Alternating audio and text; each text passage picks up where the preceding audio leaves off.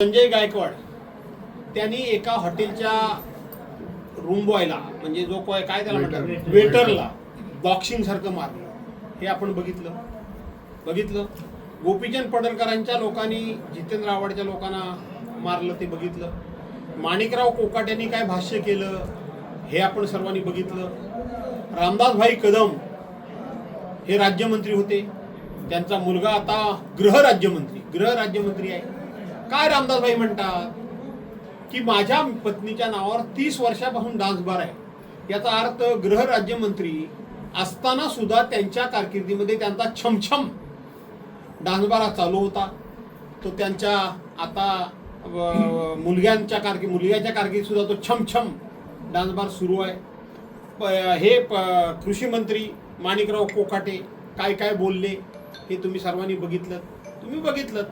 हे सगळे बोलत असताना काल सर्वांना केवळ आणि केवळ तंबी दिली अशा बातम्या पसरवून या सगळ्यांच्या गुन्ह्यावर पडदा टाकण्याचं काम या ठिकाणी झालेलं आहे. त्यामुळं संतोष देशमुखला न्याय मिळेल का या सरकारकडून याबद्दल माझ्या मनामध्ये शंका आहे. कारण ते कोणते काय ते वाल्मिक कराड हे राष्ट्रवादीच्या एका नेत्याचेच मित्र आहेत. त्यामुळं मैत्रीला कसं जागायचं हे सरकार कदाचित ठरवेल.